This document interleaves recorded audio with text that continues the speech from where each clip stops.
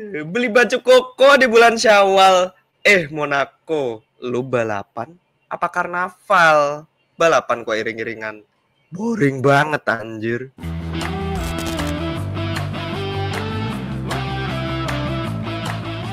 Assalamualaikum penonton, berjumpa lagi nih dengan kami bertiga di Rose Podcast. Kali ini kalau udah bertiga, kita pasti bahas F1. Harus gembira ya, walaupun balapan kemarin boring ya teman-teman ya. Ya, minimal ada balapan aja udah. Iya, itu udah mengobati rasa rindu, tapi akhirnya rindunya harus ditelan lagi ya. Iya, rating. Aku kasih 4. Oke, aku 2. Ya, 3 lah. Sekali-kali aku di tengah. Oke. Biasanya aku yang di tengah ya. Biasanya aku yang di atas. Ini 2 lagi, parah banget itu dari Adam nih. Oke. Bisa dijelasin mungkin sedikit dari Adam kenapa 2? Terlalu manipulatif, nggak ada aksi. Secara pace, secara race time jauh lebih lambat dari tahun lalu. Bahkan kalau nggak ada di luar pit stop time juga jauh lebih lambat. Terlalu manipulatif lah. Oke. Ya udah, yang 2 aja ya, karena 4 pasti mungkin better, ada something alasannya ya. Setuju. Oke, kalau begitu kita langsung masuk aja ke hasil balap. Oke. Nah, ini dia balapan di Monaco kemarin, dimenangkan oleh Ada Lando Norris Lando dan juga Charles Leclerc. Sayang ya tuan rumah. Nggak bisa. Iya. Sean Gelael. Charles Leclerc. Lalu ada Oscar Piastri, Max Verstappen, Lewis Hamilton, Isaac Hadjar, Esteban Ocon, Liam Lawson, dan Alex Albon dan Carlos Sainz. Nih 2 Williams ada di menempati top 10 ya, melengkapi top 10. Iya. Ini para pemain yang ada di balapan kemarin ini pada masuk top 10 loh ya. Para pemain. Dengan ada Racing Bull dan juga William nih para pemainnya. Para pemain tanda kutip ya. Yang berhasil memanipulasi strategi 2 pit itu dengan sangat, mungkin secara balapan jadi kayak oke ya hasil ya. Oke, tapi dari segi tontonan Albon pun juga mengakui, minta maaf ke penonton karena ini bukan balapan yang diharapkan ya. Ini pasti boring banget. Iya, pasti. Cuma play the game lah, game is the game kan. Betul. Mungkin tontonan jelek, tapi bagi mereka ini hasil yang bagus. Tentunya. Udah, kita bahas aja lah. Pembahasan nggak akan banyak, tapi nanti diskusi kita nih yang banyak nih. Yes. Ya. Sedikit kita tampilnya. Ini tikungan pertama, lap pertama, start. Norris hampir aja lock up sampai bablas ya. Untungnya enggak. Karena kalau bablas sih seru juga.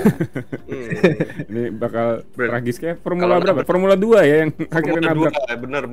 Iya, Formula 2 macet. Itu seru. Itu seru. Nah, ini pemenangnya dari yang belakang ntar. Iya. Ini di F1 ya dramanya cuma di lock up doang, habis itu lap 1 nggak ada. Ada dramanya lah. Lap 1 nextnya nih. Lap 1. Nah, ini ada Antonelli dan juga Bortoleto. Kayak gini, ini karena macet ya, Bortoleto ngambil kesempatan, terus Antonelli ternyata nggak mau diem gitu aja. Kalah. Iya, padahal Bortoleto move-nya bagus banget sebenarnya, manuvernya. Tapi ya Antonelli juga bagus, tapi sayangnya Bortoleto harus melebar walaupun nggak ada konteks sih menurut aku. Ya karena pengen mencegah nabrak, tapi malah dia yang nabrak ya. Betul, apalagi kan barriernya agak maju tuh yang sebelah situ kan. Yes, betul. Iya. Nih nanti kita bahas lagi nih soal ini. Ada aja nih. Ini dia tabrakannya. Langsung aja ya, nggak usah berlama-lama. Ada lagi nih juga. Ada lagi nih lap ke 5 apa 6 ya. Pierre Gasly. Overshoot. Nabrak Tsunoda di abis tunnel sebelum chicane. Iya. Ini Tsunoda juga kenapa-kenapa. Nggak kenapa-kenapa ya. Untung. Padahal seminimal-minimalnya sih biasanya puncture ya. Puncture di ban kenapa gitu ya. Ini enggak ada. Iya.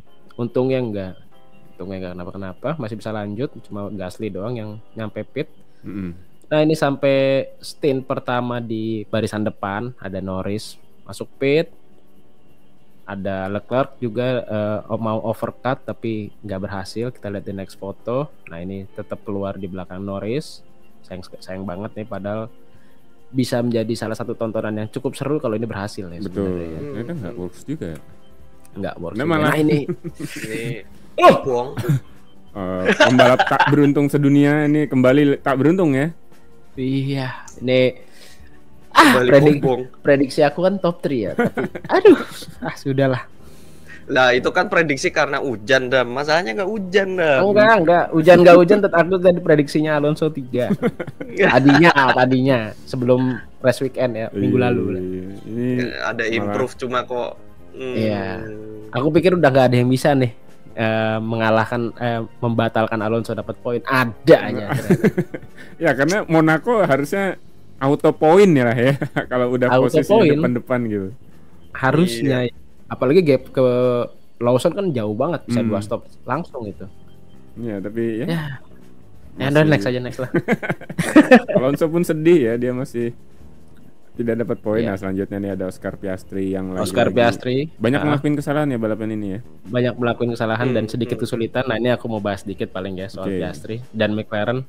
McLaren itu ada sedikit perubahan di setup dan settingan mobil yang tadinya netral tapi lebih bisa ditaklukkan oleh Piastri ya tadinya ya. Sekarang agak sedikit membantu Norris, tapi justru Piastri yang kesulitan. Membantu dalam hal gimana nih? Apa settingan mobilnya terlalu dibikin Yes. oversteer atau Setupnya sih pokoknya. Norris tuh Mungkin ya settingan oversteer banget ya, kayak Verstappen suspensi ya. lah. Ya. Setup gaya balapnya maksudnya Gaya ya. balap. Setup Jadi dan ngikutin mungkin ke Norris ya. Geometri Mobilnya. suspensi juga mungkin ya. Atau mungkin McLaren nih harus ngikutin manajemennya Ferrari dong. Ngikutin pembalapnya masing-masing. Tapi malah jadi ribet ya. Iya. Mereka sendiri ribut loh di situ. Kita lihat ya, tapi Gimana ya? mungkin bisa dilihat di next race karena ini kan sirkuit yang anomali ya sebenarnya ya. Ya. Di Gak bisa kita buktikan juga di Catalunya ya. Di Catalunya ya. Ya masih bagus lah Piastri bisa dapat podium walaupun agak sedikit kesulitan ya terlihat ya. Iya.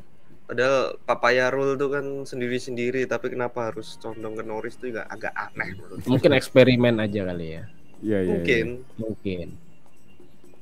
Oke, next foto nih. Nah, ini Dean bisa jelaskan mungkin atau Maldi lah. nggak Dean nih, Ini- coba nih bisa. Ini sign kan kayak apa sih namanya, nahan-nahan kereta belakangan jadi kurang menarik lah untuk ditonton kan. Iya. Sebelumnya juga ada Racing Bull ya dari Racing Lawson Bull, juga Lawson. nahan Ya, biar Hajar Ishak bisa Hajar, masuk pit. heeh. Nggak ada yang salah sih, nggak menyalahi aturan ya, cuma Ya, balapan gimana jadi ya? boring aja gitu. Cuma Balapan jadi boring. ya ini strategi ya. Mereka kasih Strategi, betul. Mereka kasih aturan ya kayak gini cara main mereka. Ya mereka nggak salah. Yang salah siapa? Kita bahas ini. Regulasi. Nggak ada yang salah. Nggak ada yang Regulasi salah, lah. nanti kita bahas lah ini soal Nanti kita Monaco. bahas.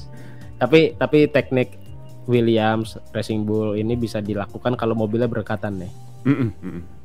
Kalau kayak Alonso sama Stroll itu udah nggak bisa tuh. Udah anggapnya nggak ada teman aja udah.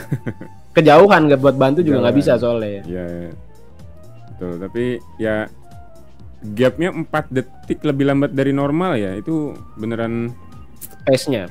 secara pace-nya 4 detik dari Iya. normal itu udah bener-bener melambat banget loh. Iya udah kayak konvoy nih. Cuma butuh 4 lap aja udah kebantu Hajar di depan ya kalau misalnya Lawson begitu ya. Ini juga dilakukan sama Albon. Sampai 2 kali Hajar masuk pit tetap aja di Tetap depan Lawson aja kan. di depan kan. Ya. Iya. Ah. Terus ini juga Williams juga sama. Iya, Yang kesulitan nih yang belakang tuh. Iya, Ada sampai- Russell sama Antonelli. sampai udah saking pusingnya ya. Nah, akhirnya dia mending corner cut terus Ngambil penalti ya. ambil penalti yang harusnya biasanya 5 detik, tapi kalau di sini Drive thru ya.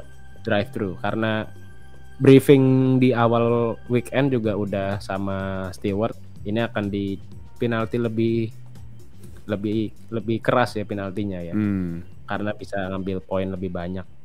Bisa ngambil keuntungan lebih banyak gitu. Iya. Ya walaupun nggak ada untung-untungnya juga karena udah berapa satu putaran disusul sama pembalap terdepan sebenarnya.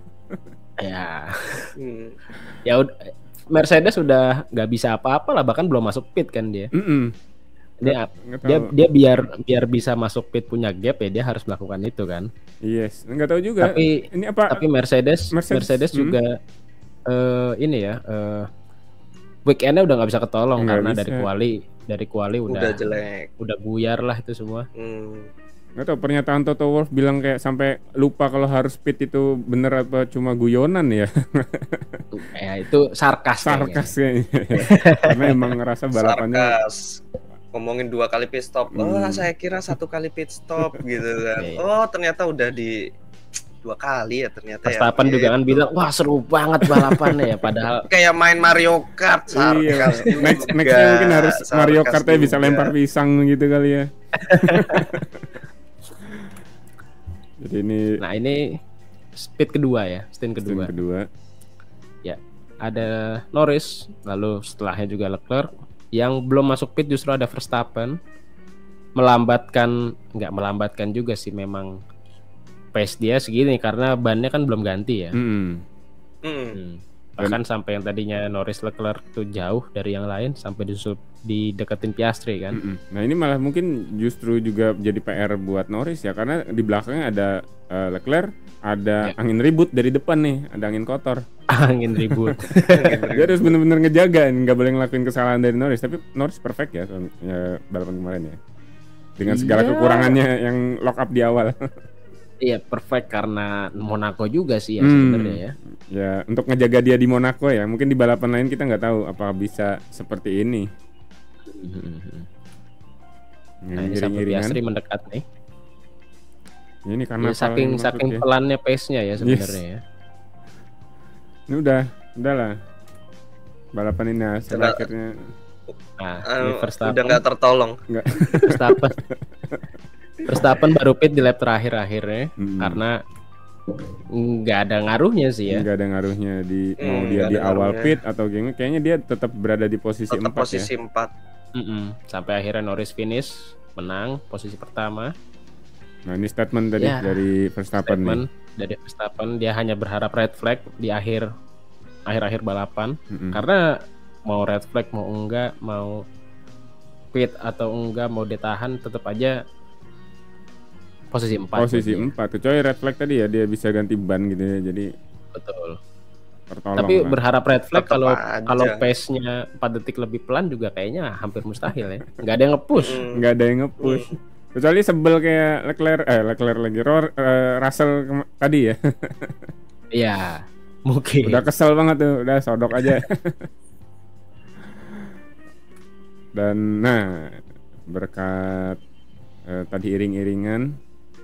Nah ini Russell kesel sama Albon, cuma ya nggak bisa menyalahkan. Memang ini permainannya ya. Ya karena emang sebenarnya berdua ini teman baik kok. Bestie. Nah, akhirnya Albon harus traktir ya. Ditraktir sama Albon. Walaupun nggak ngaruh sih traktiran buat balap F1 sih, apalah itu ya. Iya, ini ya tapi kayak makan di rumah sendiri ya. Banyak punya rumah di Monaco bukan sih? Ya. Yang tinggal di Monaco banyak banget. Tsunoda aja tinggal di Monaco loh. Iya. Ya, karena biar nggak kena pajak. Lanjut. Aku juga kalau punya duit pengennya tinggal di Monaco ya. Mantap juga ya. Sama kali. Ya, sedikit tambahan nih kita bahasan ini tambahannya aja ya. Ini pembahasan driver standing ini tambahan nih karena ada hal lain yang mau kita bahas nih. Ini dari balapan kemarin Norris mendekat kepada Piastri, hanya selisih 3 poin sekarang. Iya. Walaupun menurut aku nggak fair banget dari hasil balapan, tapi ya nggak ada manipulasi sih di poin ya sebenarnya. Karena Piastri kan sial di Miami, sial di Imola, terus ya nggak perform di Monaco gitu. Di Australia juga. Australia oke lah, kesalahan dia sendiri kan. Yeah. Imola kan kesalahan tim. Iya. Miami kalau Miami timing ya. Ya, 3 poin selisihnya. Verstappen ketiga, Russell agak sedikit menjauh, Leclerc mendekat, Hamilton, terus Antonelli, Albon, Ocon. Hajar naik sampai posisi 10 di atas Lance Stroll berarti. Top 10-nya udah nggak ada Lance Stroll nih. Yes. Bahkan Hajar, ya lanjut next nih Hajar ada poinnya lebih tinggi daripada Yuki Tsunoda dan Liam Lawson digabungin nih. Ya, karena 15 poin. lawan 14. Performa Hajar nih terbantu juga sih, kalau Monaco nih terbantu ya karena dia berada di depan di backup sama Lawson nih. Ya ada Lawson. berkahnya lah, Lawson juga dapat poin kok. Iya, tapi ya Iya. kan dengan menempatkan mobilnya di barisan depan itu kan skillnya Hajar. Hajar ya. betul. Lawsonnya kemana? Ya, Ya. skill nahan-nahannya dia ya. Kalau soal nahan-nahan. lambat-lambat ya mungkin kuat di situ. Oke, ini tim standing. Kalau dari tim standing McLaren jauh banget, hampir nggak kekejar lah. Udah 2 kali lipat lebih, udah. Udah, bahkan di keduanya kan Mercedes bukan Red Bull sama Nah, ini Ferrari. ketiga-tiganya di posisi 2 sampai 4 seru nih karena deketan. Betul. Cuma beda 5 poin dari 3 tim ini ya. Yes. Berarti Dam, Ferrari waktu kalau nggak di penalti dia bisa nomor 2 dong. Diskualifikasi. Di diskualifikasi. Yang di Cina ya. Ya. Iya juga ya. Tapi buat Ferrari walaupun nggak diskualifikasi kan juga nggak bakal posisi 1 ya. Iya. Mungkin mending posisi 4 aja nggak sih biar dapat win tunnel waktunya lebih banyak tahun depan. Gak tau pertimbangannya apa? Apakah wind tunnelnya atau duitnya? Ini kan tergantung orientasi duit mah Ferrari. Duit mah Ferrari apalah itu. Ferrari itu ada duit partisipan karena dia paling ya balapan lama partisipan kan dia dapat duit tambahan sendiri kan. Tapi nggak tahu ya. Tapi gengsi selalu ada loh. Tapi Ferrari secara finance, secara finansial juga lagi bagus kan. Penjualan mobil dia kan lagi naik banget nih. Tapi ya agak sulit juga kalau dia harus empat yuk nggak bisa ngelambatin pembalap. Sedangkan Hamilton sama Leclerc jangan menang nih. Masih jauh sih, masih jauh. Sebenarnya ini juga sih Dam, bukti dia finansialnya kuat juga karena dia udah ikut WEC, ikut apalagi tuh. Ya kalau balapan lainnya ya. Kalau ngomong pasar otomotifnya, tapi nanti jadi panjang nih. Soalnya ada Ferrari 12 silindri yang baru. Mobil jalan rayanya kan itu harus punya mobil Ferrari yang lain punya 3. Berarti orang mau beli itu harus baru bisa beli Ferrari. itu. Oh my god. Salah satunya Ferrari Purosangue yang SUV kan itu mahal. Lanjut lah. Ini jadi bahas otomotif ya. Ya sedikit tambahan. Baru 20 menit ini Dam. Oke lah. Karena nanti ada pembahasan kita soal Monaco. Cara lanjut. Monaco ya. Ini kayak perlu Dam, nanti kita bikin podcast sendiri buat bahas itu. Boleh juga. Coba lihat lagi ininya tim standing deh. Oh, tim standing ya. Aku mau bahas Monaco tadi. Tim standing dulu. Oke, sebentar. Nah, ini dia tim standing ya. Tim standing ini ada Racing Bull yang ada di naik 1 posisi di atas Aston Martin. Tapi aku tetap yakin Aston Martin akan finish posisi kelima. Enggak William lah. Kalau aku megang William sih. Susah William. Gua William. Aku tetap yakin Aston Martin finish posisi kelima. Mungkin aja tapi William Aston Martin. Kuat ya. Aston Martin kenapa nggak bisa posisi 5 atau enggak? Lance Stroll. Baru gua mau. Nah, kutukan Alonso apakah berakhirnya kapan gitu? Gue tahu.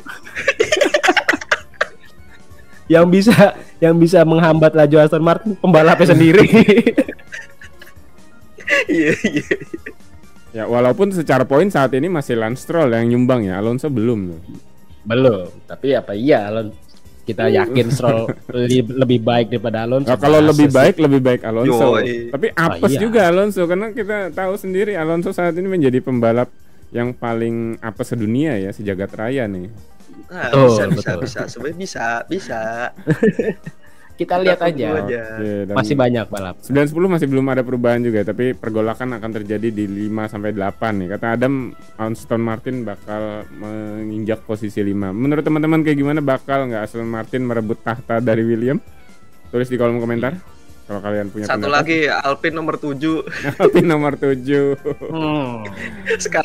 Sekalinya perform langsung juara gitu ya. Enggak, sorry, atau balapan aneh-aneh. Gue tuh kita lihat di ini deh, Brazil deh, pasti kalau ada balapan aneh-aneh ada aja Alpine atau apa gitu, ntar nomor 1, 2, 3. Iya, karena dulu trennya Alpine balapan aneh-aneh, nggak tahu bisa ya. Iya. Pokoknya Brazil. Oke, lanjut bro. Next kita mau bahas soal Monaco yang jadi polemik ya, karena beberapa pengamat juga bilang ini balapan udah nggak tolong karena bakal selalu iring-iringan nih. Gimana Adam? Dari siapa dulu? Ayo kita masing-masing lah. Adam gimana? Yang pengen memulai banget nih kayaknya Adam nih. Ya udah kalau aku ya. Kalau aku ini menurut aku harus ada kompromi dari keduanya antara Monaco-nya dan juga F1-nya. F1 Monaco-nya mungkin ada sedikit layout yang berubah atau mungkin curve-nya atau chicane-nya atau barrier-nya agak sedikit dilebarin mungkin ya. Dan dari F1-nya itu adalah mobilnya. Mobilnya menurut aku terlalu besar untuk Monaco sekarang ya. Dan bukan hanya Monaco sebenarnya. Kalau kita bilang masalahnya di Monaco enggak juga sih sebenarnya, karena menurut aku masalah di F1. Karena Suzuka kan bukan sirkuit jalan raya. Yes. Suzuka kan sirkuit beneran ya. Dan banyak balapan gak cuma F1 doang. Tapi F1 sekarang tahun ini di Suzuka juga boring banget. Nah ini berarti sementara di Monaco kita pernah ada balapan yang seru, di Suzuka juga pernah ada balapan yang seru. Kan sirkuitnya nggak berubah. Yang berubah mobil ya, berarti mobilnya yang bermasalah menurut aku. Dan kenapa mobilnya bermasalah? Karena terlalu besar. Kenapa terlalu besar? Karena menurut aku hybrid. Terlalu banyak pernak-pernik di dalamnya ya. Ya ada KERS-nya, ada MGUK ya sekarang ya adanya. Terus ada turbo. Karena untuk go green kan katanya kan. Biar nggak global warming dan segala macamnya itulah. Environmentalis lah yang paham lah. Yes. Tapi kan untuk net zero, F1 untuk menuju net zero kan salah caranya nggak cuma satu hal itu ya. Bisa misalnya nggak loncat-loncat dari Eropa ke Amerika itu kan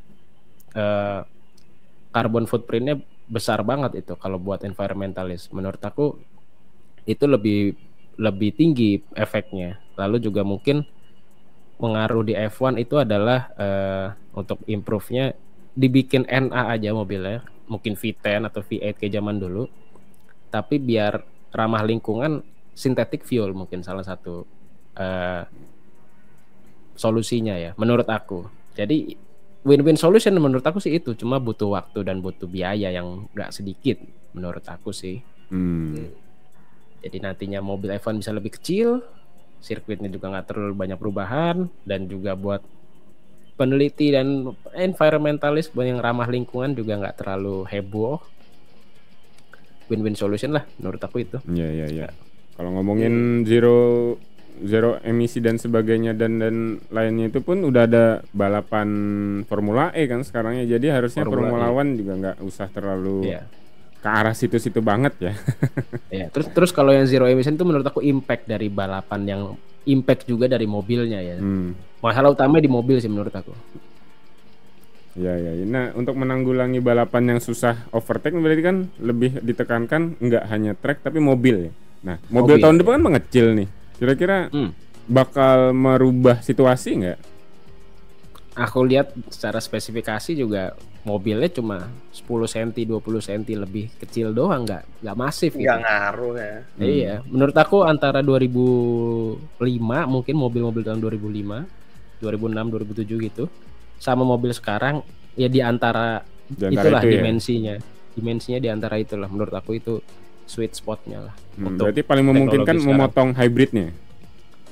Menurut aku yaitu memotong hybrid atau elektronik. Jadi package mobilnya bisa lebih kecil. Oke, ini kurang lebih banyak dibahas soal Adam, yang ada di pikiranku juga itu mobil track. Nah, tapi Dean gimana nih? Apa ada hal lain yang kira-kira? Hilangin aja Monaco aja. Tapi masalahnya nggak selesai di situ loh. Di Suzuka tetap aja boring. Iya. Ya kalau ya udah hilangin aja Suzuka. Berarti persoalan kalau Monaco persoalannya mungkin karena udah bongsor, tracknya mungkin perubahan kali ya. Mereka harus move on lah dari yang megang tradisi dengan layout yang sama.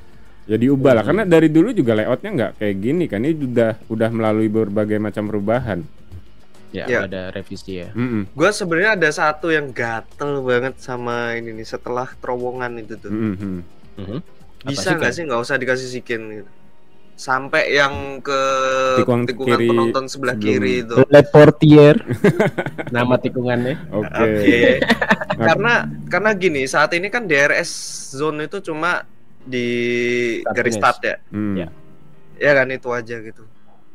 Nah, sedangkan opportunity untuk overtake kayaknya itu tuh cukup memungkinkan itu kalau di DRS itu dinaikin sampai ke sana gitu. Cuma gue nggak tahu ya efek anginnya gimana karena itu kan di dalam terowongan atau dari sebagainya, apakah lebih bahaya atau apa. Cuma Monaco ini kurang DRS zone terus overtake zone yang perlu gitu loh, lurus kayak gitu kayak ya mini baku kali ya. Kayak mini baku lah gitu. Oke. Cuma ya gue dulu kayaknya kalau ngelihat zaman dulu Schumacher apa siapa gitu kalau nyalip pasti di situ deh. Iya. Walaupun mungkin ya zaman dulu siken itu dibuat untuk mengurangi kecepatan pembalapnya karena kalau lurus lempeng gitu itu ngeri kan kalau di mobil dulu ya. Ini mobil dulu itu bakal ngeri. Tapi kalau untuk saat ini dengan safety yang luar biasa di mobil F1 harusnya bisa mumpuni lah ya. Ya kalau atau mungkin menurut aku siken tetap ada tapi diperkecil. Bentuk sikennya nggak kayak gitu lah. Ini tajam banget karena bentuknya jadi kayak sempit banget ya. Cuma cukup satu mobil untuk sekali tikung gitu. Jadi dibikin sedikit landai gitu ya. Karena kalau misalnya lurus plong sampai depan tuh kayaknya horor juga ya. Kalau misalnya ada kesalahan rem atau apa, mentalnya ke penonton masalahnya. Iya.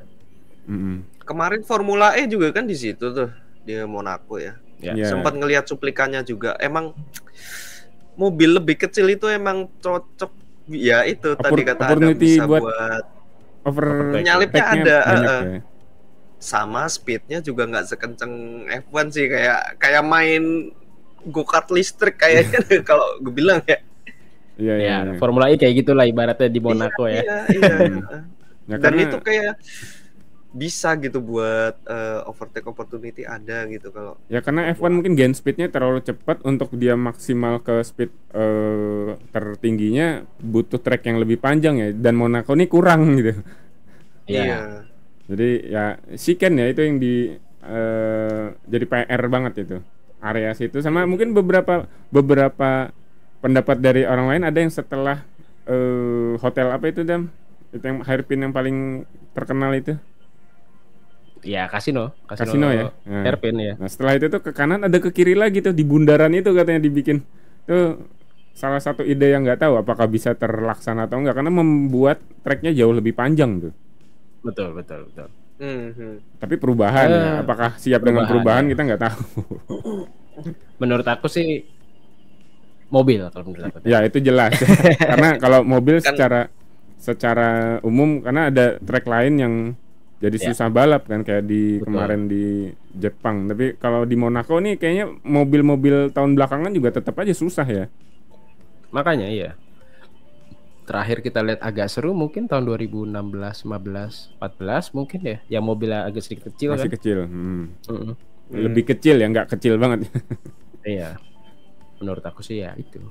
Ya PR ya untuk Monaco karena kontraknya diperpanjang sampai 2031 jadi ya perlu berbenah juga karena udah dikomentarin juga kok sama Max Verstappen mungkin ada layout yang diubah dikit-dikit lah.